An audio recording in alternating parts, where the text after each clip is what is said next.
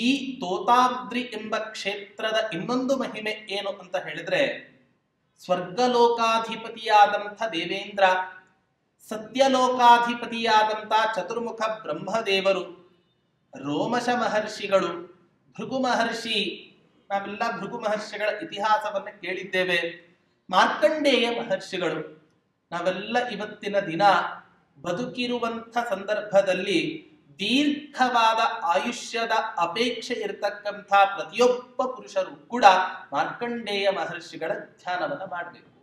ಯಾಕೆ? ಆ ಮಾರ್ಕಂಡೇಯ ಮಹರ್ಷಿಗಳನ್ನ ಉಪಾಸನೆ ಮಾಡಿ ದೇಹಿಮೇ ಮುನಿಪುಂಗವ, ಆಯುಷ್ಯ, ಆರೋಗ್ಯ, ಐಶ್ವರ್ಯ ಇದೆಲ್ಲವನ್ನು ಕೂಡ ಕೊಟ್ಟು ನಮಗೆ ಅನುಗ್ರಹವನ್ನ ಮಾಡು ಅಂತ ಮಾರ್ಕಂಡೇಯ ಮಹರ್ಷಿಗಳನ್ನ ನಾವು ಪ್ರಾರ್ಥನೆ ಮಾಡಬೇಕು.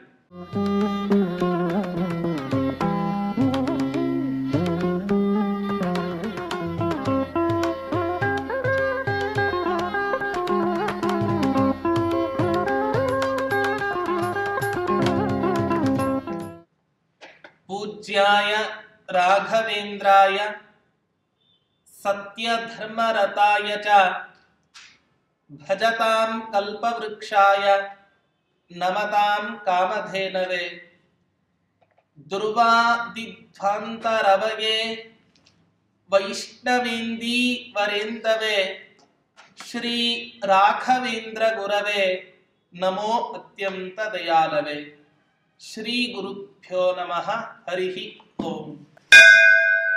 ಹೀಗೆ ಸ್ವಲ್ಪ ಸಮಯದ ತನಕ ವಿಶ್ರಾಂತಿಯನ್ನ ತೆಗೆದುಕೊಂಡಂತಹ ಆ ರಾಘವೇಂದ್ರ ತೀರ್ಥರು ಆ ಸಮುದ್ರ ತೀರದಿಂದ ಇನ್ನೊಂದು ಸ್ವಯಂ ವ್ಯಕ್ತ ಕ್ಷೇತ್ರವಾದ ತೋತಾದ್ರಿ ಅನ್ನುವ ಕ್ಷೇತ್ರಕ್ಕೆ ರಾಘವೇಂದ್ರ ತೀರ್ಥರು ಪ್ರಯಾಣವನ್ನ ಬೆಳೆಸ್ತಾ ಇದ್ದಾರೆ ಅನ್ನೋದನ್ನ ವರ್ಣನೆ ಮಾಡ್ತಾರೆ.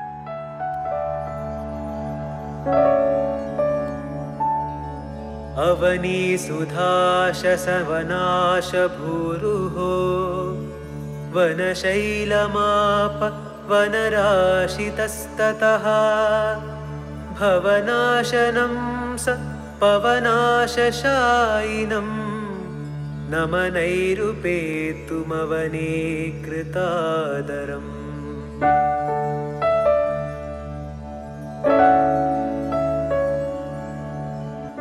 ರಾಘವೇಂದ್ರ ತೀರ್ಥರು ಅವನಿ ಸುಧಾಶ ಸವನಾಶ ಭೂರುಹ, ಈ ಕಲಿಯುಗದಲ್ಲಿ ಅವತಾರ ಮಾಡಿದ ಈ ರಾಘವೇಂದ್ರ ತೀರ್ಥರು ಇಂಥ ಕಲಿಯುಗದಲ್ಲಿ ದೇವತೆಗಳಂತೆ ಇರತಕ್ಕಂತಹ ಮಹಾನುಭಾವರು ಅಂದ್ರೆ ಅದು ಬ್ರಾಹ್ಮಣರು. ಈ ಬ್ರಾಹ್ಮಣರಿಗೆ ಅನೇಕ ರೀತಿಯಾಗಿ ರಾಘವೇಂದ್ರ ತೀರ್ಥರು ಸಹಾಯವನ್ನ ಮಾಡ್ತಾ ಇದ್ರು. ಈ ಕಾರಣದಿಂದಲೇ ಭಜತಾಂ ಕಲ್ಪವೃಕ್ಷಾಯ ನಮತಾಂ ಕಾಮಧೇನವೇ, ಯಾರು ಅವರನ್ನ ಭಜಿಸ್ತಾರೋ ಅವರಿಗೆ ಕಲ್ಪವೃಕ್ಷದಂತೆ ಇದ್ರು, ಯಾರು ಅವರಿಗೆ ನಮಸ್ಕಾರ ಮಾಡ್ತಾರೋ ಅವರಿಗೆ ಕಾಮಧೇನುವಿನಂತೆ ಇದ್ರು. ಅಂದ್ರೆ ಒಟ್ಟಾರೆ ಈ ಪ್ರಪಂಚದಲ್ಲಿ ಇರತಕ್ಕಂಥ ಪ್ರತಿಯೊಬ್ಬ ಪುರುಷನು ಕೂಡ ರಾಯರ ಹೆಸರನ್ನ ಗೊತ್ತಿಲ್ಲದೆ ಇರತಕ್ಕಂಥ ಪುರುಷನೇ ಇವತ್ತಿನ ದಿನ ಇಲ್ಲ. ಅಷ್ಟು ವ್ಯಾಪಕವಾದ ತಮ್ಮ ತಪಶಕ್ತಿಯಿಂದ, ತಮ್ಮ ಪುಣ್ಯದ ರಾಶಿಯ ಒಂದು ಭಾರದಿಂದ ಎಲ್ಲ ಭಕ್ತರಿಗೂ ಕೂಡ ಬೇಡಿದ ವರಗಳನ್ನ ಅನುಗ್ರಹವನ್ನ ಮಾಡ್ತಾ ಇದ್ರು ಆ ರಾಘವೇಂದ್ರ ತೀರ್ಥರು. ಇಂಥ ಆ ರಾಯರು ವನರಾಶಿತಃ, ಆ ಕಾಡಿನ ದೆಸೆಯಿಂದ ಪವನಶಾಯಿನಂ ಭವನಾಶನಂ ಕೃತಾದರಂ ಅಂತ ಹೇಳ್ತಾ ಇದ್ದ. ಅವನೇ ಕೃತಾದರಂ. ತೋತಾದ್ರಿ ಅನ್ನೋ ಕ್ಷೇತ್ರಕ್ಕೆ ಪ್ರಯಾಣವನ್ನ ಬೆಳೆಸಿತು.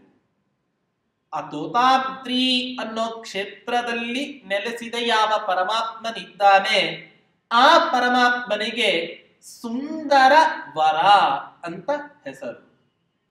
ಮಧ್ವಾಚಾರ್ಯರ ಜೀವನ ಚರಿತ್ರೆಯಲ್ಲಿಯೂ ಕೂಡ ನಾವು ನೋಡಬಹುದು. ಸನ್ಯಾಸ ಸ್ವೀಕಾರ ಮಾಡಿದ ನಂತರದಲ್ಲಿ ಅನೇಕ ಪ್ರಾಚೀನ ದೇವಸ್ಥಾನಗಳಿಗೆ ಸಂಚಾರವನ್ನ ಮಾಡಿ ಅಲ್ಲಿ ಸನ್ನಿಹಿತನಾದ ಯಾವ ಆ ಭಗವಂತನಿದ್ದಾನೆ, ಆ ಭಗವಂತನಿಗೆ ಆ ದರ್ಶನವನ್ನ ಮಾಡಿ ಅನುಗ್ರಹವನ್ನ ಪಡ್ಕೊಳ್ತಾ ಇದ್ರು. ಸುಂದರೇಶು ಸುರ ಮಂದಿರ ವೃಂದೆ ಶ್ವಿಂದಿರಾರಮಣ ವಂದನ ಕೃತ್ಯಂ ಆಚರನ್ನ ಸುಚಿರಾತ್ ಸುವಿಚಾರೋ ರೂಪ್ಯ ಪೀಠಪತಿ ಮಾಪ ಮುಕುಂದಂ. ಅನೇಕ ಸುಂದರವಾದ ದೇವಸ್ಥಾನಗಳನ್ನ ನೋಡ್ತಾ, ಸುಂದರ ಅನ್ನೋ ಶಬ್ದಕ್ಕೆ ಕಟ್ಟಡದ ದೃಷ್ಟಿಯಿಂದ ಅರ್ಥ ಅಲ್ಲ, ಪಾವಿತ್ರತೆಯ ದೃಷ್ಟಿಯಿಂದ ಅತ್ಯಂತ ಪವಿತ್ರವಾದ ಆ ದೇವಸ್ಥಾನಗಳಲ್ಲಿ ಸನ್ನಿಹಿತನಾದ ಆ ಭಗವಂತನ ದರ್ಶನವನ್ನ ಮಾಡಿ ಕೊನೆಗೆ ಉಡುಪಿ ಕ್ಷೇತ್ರಕ್ಕೆ ಬಂದರು ಅನ್ನೋದನ್ನ ನಾವು ಕೇಳ್ತೇವೆ. ಹಾಗೆ ಈ ರಾಯರು ಕೂಡ ತಮ್ಮ ಸನ್ಯಾಸ ಸ್ವೀಕಾರದ ಅನಂತರದ ಸಮಯದಲ್ಲಿ ಅನೇಕ ಆ ಪರಮಾತ್ಮನ ದಿವ್ಯ ಚಿನ್ಮಯ ಮೂರ್ತಿಗಳ ದರ್ಶನವನ್ನ ಮಾಡಿ ಭೂತಾತ್ಮರಾಗ್ತಾ ಇದ್ದಾರೆ, ಪವಿತ್ರ ಆತ್ಮರಾಗ್ತಾ ಇದ್ದಾರೆ. ಹೇಗಿದ್ದ ಆ ಪರಮಾತ್ಮ? ಭವನಾಶನಂ, ಸಂಸಾರವನ್ನ ನಾಶ ಮಾಡತಕ್ಕಂಥವನು. ಪವನಾಶ ಶಾಯಿನಂ, ಶೇಷಶಾಯಿಯಾಗಿ ಪವಡಿಸಿದ್ದಾನಂತೆ ಆ ಪರಮಾತ್ಮ. ಇಲ್ಲಿ ಕವಿಗಳು ಹೇಳಬೇಕಾದ್ರೆ ಸರ್ಪಗಳ ಆಹಾರ ಏನು ಅಂತ ಹೇಳಿದರೆ ಪವನ, ವಾಯು, ಗಾಳಿಯನ್ನ ಭಕ್ಷಣೆ ಮಾಡಿ ತನ್ನ ಜೀವವನ್ನ ಉಳಿಸಿಕೊಳ್ಳತ್ತಂತೆ ಆ ಸರ್ಪ. ನಾವೆಲ್ಲ ನಮ್ಮ ದೇಹದಲ್ಲಿ ಜೀವಾತ್ಮನನ್ನ ಉಳಿಸಿಕೊಳ್ಳಬೇಕಾದರೆ ಪ್ರತಿನಿತ್ಯ ಅನೇಕ ಆಹಾರಗಳ ಸ್ವೀಕಾರದಿಂದ ದೇಹವನ್ನ ಗಟ್ಟಿಮುಟ್ಟಾಗಿ ಇಟ್ಟುಕೊಂಡು ಆ ಪುಷ್ಟವಾದ ದೇಹದಲ್ಲಿ ಆ ಜೀವಾತ್ಮನನ್ನ ಪರಮಾತ್ಮನನ್ನ ನಾವು ಇಟ್ಕೊಳ್ಳಿಕ್ಕೆ ಪ್ರಯತ್ನವನ್ನು ಪಡ್ತೇವೆ. ಹಾಗಾದ್ರೆ ನಮ್ಮ ಜೀವಿಕೆಗೆ ಆಹಾರ ಅನೇಕ ದವಸ ಧಾನ್ಯಗಳು ಆದರೆ ಆ ಸರ್ಪಗಳಿಗೆ ಆಹಾರ ಯಾವುದು ಅಂದ್ರೆ ಗಾಳಿಯೇ. ಇಂಥ ವಾಯುಭಕ್ಷಕನಾಗಿರ್ತಕ್ಕಂಥ ಯಾವ ಶೇಷದೇವರು ಇದ್ದಾರೆ ಅಂಥ ಶೇಷಶಾಹಿಯಾಗಿ ಪವಡಿಸಿದ್ದಾನಂತ ಆ ಪರಮಾತ್ಮ. ಮತ್ತಷ್ಟೇ ಅಲ್ಲ, ಅವನೇ ಕೃತಾದರ. ಯಾರು ತನ್ನ ಮೇಲೆ ಸಂಪೂರ್ಣ ವಿಶ್ವಾಸವನ್ನ ಇಟ್ಟು ತನ್ನನ್ನ ಉಪಾಸನೆ ಮಾಡ್ತಾರೋ ಅವರನ್ನ ರಕ್ಷಣೆ ಮಾಡೋ ವಿಷಯದಲ್ಲಿ ಯಾವತ್ತೂ ಕೂಡ ಆ ಪರಮಾತ್ಮ ಹಿಂಜರಿಯೋದಿಲ್ಲ. ರಕ್ಷತೀತ್ಯೇವ ವಿಶ್ವಾಸಃ ತದೀಯೋಹಮಿತಿ ಸ್ಮೃತಿ. ಪರಮಾತ್ಮ ರಕ್ಷಣೆ ಮಾಡ್ತಾನೆ ಅನ್ನೋ ವಿಶ್ವಾಸ ಇದ್ದರೆ ನಾವು ಎಲ್ಲೇ ಹೋಗಲಿ, ಯಾವುದೇ ರೀತಿಯ ಇರಲಿ, ಆ ಭಗವಂತ ನಮ್ಮನ್ನ ರಕ್ಷಣೆ ಮಾಡ್ತಾನೆ ಅಂತ ಹೇಳ್ತಾರೆ. ದ್ರೌಪದಿ ದೇವಿಗೆ ಅಕ್ಷಯಾಂಬರವನ್ನ ಆ ಪರಮಾತ್ಮ ನೀಡ್ತಾನೆ. ರಜಸ್ವಲೆಯಾದ ಆ ದ್ರೌಪದಿ ದೇವಿಯನ್ನ ತುಂಬು ಸಭೆಗೆ ಕರೆದುಕೊಂಡು ಬಂದು ವಸ್ತ್ರವನ್ನ ಅಪಹರಣ ಮಾಡ್ತಾನೆ.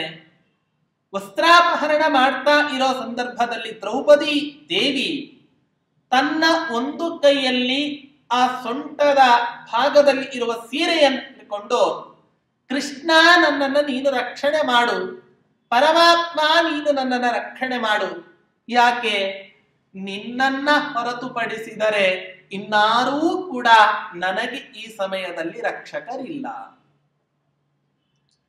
ಹಾಗಾದ್ರೆ ಪರಮಾತ್ಮ ನಮಗೆ ರಕ್ಷಕನಾಗಿ ನಮ್ಮನ್ನ ರಕ್ಷಣೆ ಮಾಡಬೇಕು ಅಂತ ಅಚಲವಾದ ವಿಶ್ವಾಸ ಇರಬೇಕು. ಅದ ಪರಮಾತ್ಮನಿಗನಿಸ್ತಂತೆ ದ್ರೌಪದಿ ದೇವಿ ಯಾಕೋ ನನ್ನನ್ನು ಸರಿಯಾಗಿ ಕರೀತಾ ಇಲ್ಲ. ಯಾಕೆ? ಒಂದು ಕೈಯಲ್ಲಿ ಸೊಂಟದ ಮೇಲೆ ಕೈಯನ್ನು ಇಟ್ಟು ಸೀರೆ ಇಟ್ಕೊಂಡಿದ್ದಾಳೆ, ಇನ್ನೊಂದು ಕೈಯಲ್ಲಿ ನನ್ನನ್ನು ಕರೀತಿದ್ದಾಳೆ. ಅಂದ್ರೆ ನಾನು ಅವಳನ್ನ ರಕ್ಷಣೆ ಮಾಡ್ತೇನೆ ಅನ್ನೋ ಸಂಪೂರ್ಣ ಭರವಸೆ ಅವಳಿಗೆ ಇದೆಯೋ ಇಲ್ಲವೋ ಅನ್ನೋ ಸಂದೇಹ ಆ ಪರಮಾತ್ಮನಿಗೆ ಒಂದು ಕ್ಷಣ ಬಂತದ್ದು. ಆಗ ಮತ್ತೆ ಪುನಃ ನೋಡ್ತಾನೆ, ದ್ರೌಪದಿ ದೇವಿ ತನ್ನ ಸೊಂಟದ ಮೇಲಿನ ಆ ಕೈಯನ್ನ ತೆಗೆದು ಎರಡೂ ಕೈಯಿಂದ ಪರಮಾತ್ಮನನ್ನು ಅನನ್ಯ ಭಕ್ತಿಯಿಂದ ಉಪಾಸನೆ ಮಾಡಿದಾಗ ಪರಮಾತ್ಮ ಅಕ್ಷಯಾಂಬರವನ್ನ ಕರುಣಿಸಿದ ಅಂತ ಈ ರೀತಿಯಾಗಿ ಕೇಳ್ತೀವಿ. ಹಾಗಾಗಿ ಪರಮಾತ್ಮ ತನ್ನ ಭಕ್ತರನ್ನ ಕಷ್ಟ ಕಾಲದಲ್ಲಿ ಇದ್ದಾಗ ಎಷ್ಟೇ ಕಷ್ಟ ಬಂದರೂ ಕೂಡ ಆ ಪರಮಾತ್ಮ ತನ್ನ ಭಕ್ತರನ್ನ ಯಾವುದೇ ಕಾರಣಕ್ಕೂ ಕೂಡ ಬಿಟ್ಟು ಕೊಡೋದಿಲ್ಲ. ಅವನೇ ಕೃತಾದರಂ. ಇಂಥ ಆ ಪರಮಾತ್ಮ ತೋತಾದ್ರಿ ಅನ್ನೋ ಕ್ಷೇತ್ರದಲ್ಲಿ ನೆಲೆಸಿದ್ದಾನೆ. ಆ ತೋತಾದ್ರಿ ಅನ್ನೋ ಕ್ಷೇತ್ರದಲ್ಲಿ ಸುಂದರವರ ಅನ್ನೋ ಹೆಸರಿನಿಂದ ಅಲಂಕೃತನಾಗಿ ಭೂಷಿತರಾಗಿದ್ದಾನಂತೆ ಆ ಪರಮಾತ್ಮ. ಅಂಥ ಪರಮಾತ್ಮನನ್ನ ನಮಸ್ಕಾರ ಮಾಡಿ ಅವನ ಅನುಗ್ರಹ ಪಾತ್ರರಾಗೋದಕ್ಕೋಸ್ಕರ ರಾಘವೇಂದ್ರ ತೀರ್ಥರು ತೋತಾದ್ರಿ ಅನ್ನೋ ಕ್ಷೇತ್ರವನ್ನ ತಲುಪ್ತಾರೆ. ನೋಡಿ, 8 ಸ್ವಯಂ ವ್ಯಕ್ತ ಭೂಕ್ಷೇತ್ರಗಳಲ್ಲಿ ಈ ತೋತಾದ್ರಿ ಅನ್ನೋ ಕ್ಷೇತ್ರವು ಕೂಡ ಒಂದು. ನೈಮಿಷಾರಣ್ಯ, ಪುಷ್ಕರ, ಬದರಿ ಕ್ಷೇತ್ರದ ನರನಾರಾಯಣಾಶ್ರಮ, ಸಾಲಿಗ್ರಾಮ, ಗಂಡಕಿ ನದಿ, ತಿರುಮಲ, ಶ್ರೀಮುಷ್ಣ, ಶ್ರೀರಂಗ, ಈ ಉಳಿದ 7 ಈ ಕ್ಷೇತ್ರಗಳು ಸ್ವಯಂ ವ್ಯಕ್ತ ಕ್ಷೇತ್ರಗಳಾದರೆ 8ನೇದು ತೋತಾದ್ರಿ. ಪರಮಾತ್ಮ ಇಲ್ಲಿ ಪೂರ್ವಾಭಿಮುಖನಾಗಿ ನಿಂತುಕೊಂಡಿದ್ದಾನೆ. ತನ್ನ ಮಡದಿ ಸಮೇತನಾಗಿ ಇರುವ ಆ ಪರಮಾತ್ಮ ಅತ್ಯಂತ ಸುಂದರ ವದನ, ತುಂಬಾ ಆಕರ್ಷಕವಾಗಿರ್ತಕ್ಕಂಥ ಭಗವಂತನ ಚಿನ್ಮಯ ಮೂರ್ತಿ. ಇಂಥ ತೋತಾದ್ರಿ ಅನ್ನೋ ಕ್ಷೇತ್ರದಲ್ಲಿ ಹೋದಂತಹ ಪ್ರತಿಯೊಬ್ಬ ಭಕ್ತರಿಗೂ ಕೂಡ ತಮ್ಮ ಸ್ನಾನ ನಿತ್ಯಾನ್ಹಿಕಗಳನ್ನ ಅನುಷ್ಠಾನ ಮಾಡೋದಕ್ಕೆ ಇಂದ್ರ ಪುಷ್ಕರಣಿ ಅನ್ನುವಂತಹ ಸರೋವರ ಇದೆ. ಆ ಸರೋವರ ಇವತ್ತಿಗೂ ಕೂಡ ನಾವು ನೋಡಬಹುದು.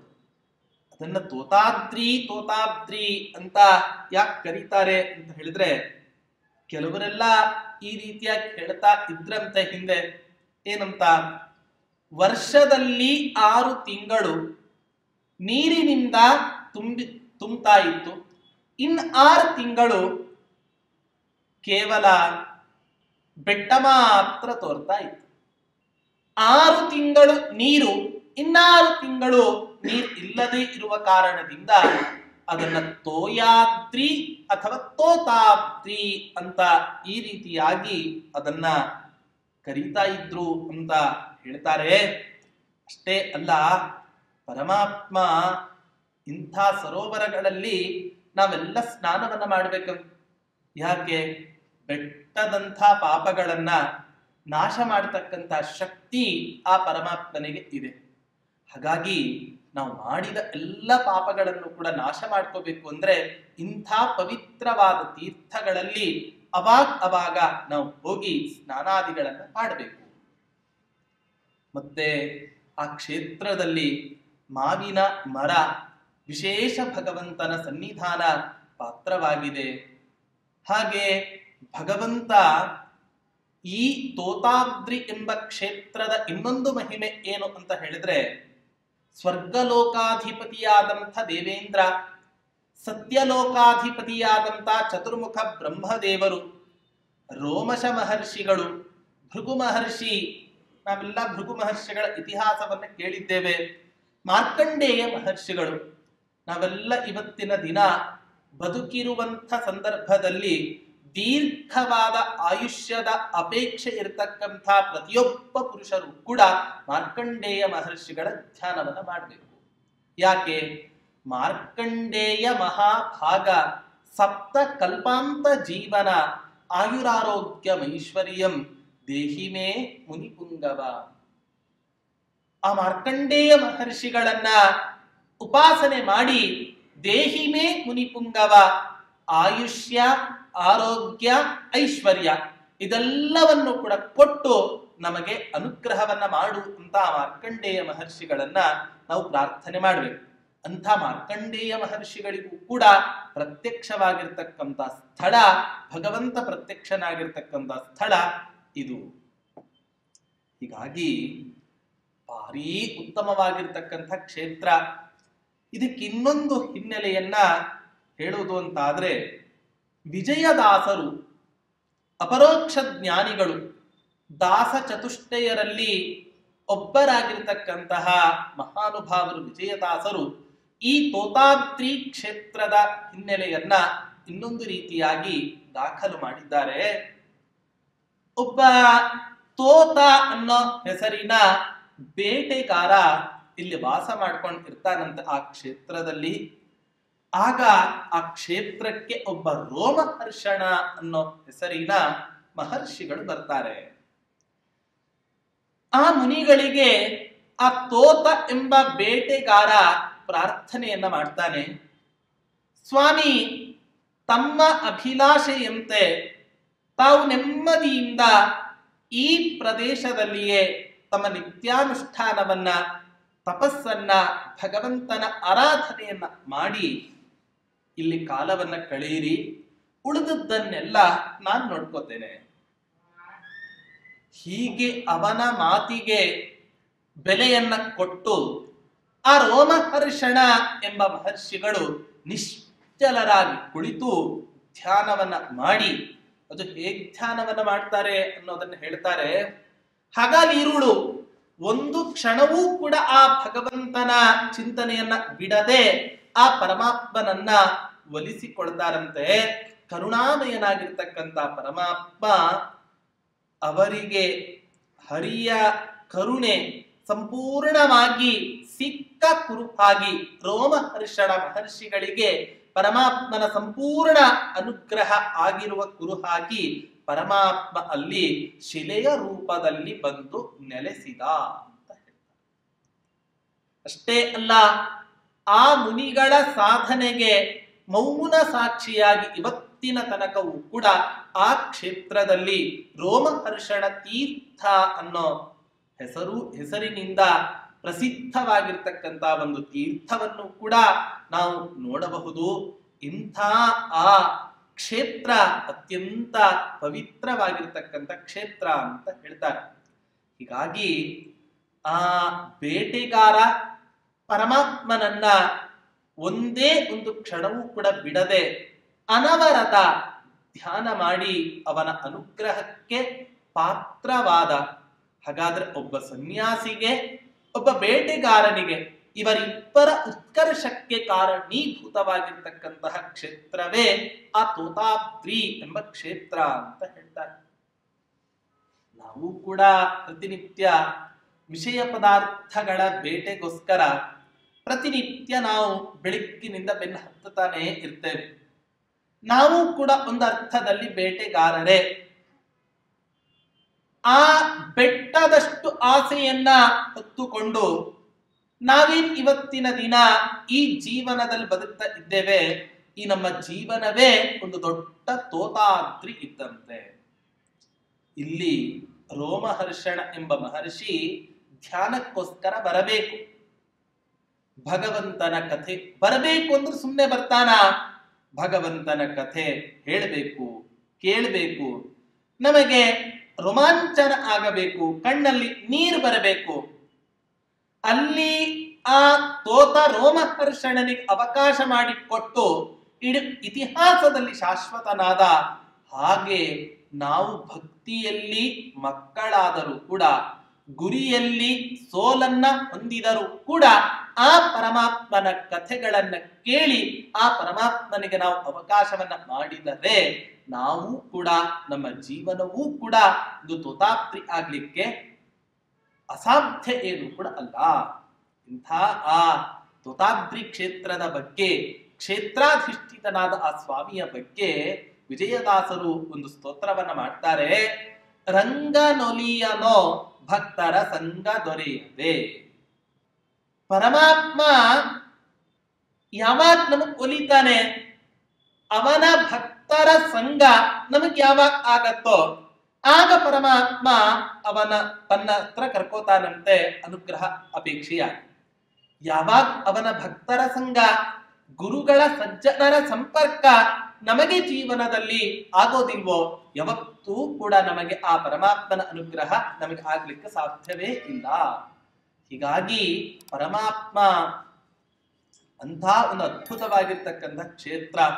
ವಿಜಯದಾಸರು ಇನ್ನು ಅನೇಕ ಪದ್ಯಗಳಿಂದ ಸ್ತೋತ್ರವನ್ನ ಮಾಡ್ತಾರೆ ಆ ತೋತಾದ್ರೀಶನನ್ನ. ನೋಡಿನಾ ಧನ್ಯನಾದೇನೋ ತೋತಾದ್ರೀಶನ.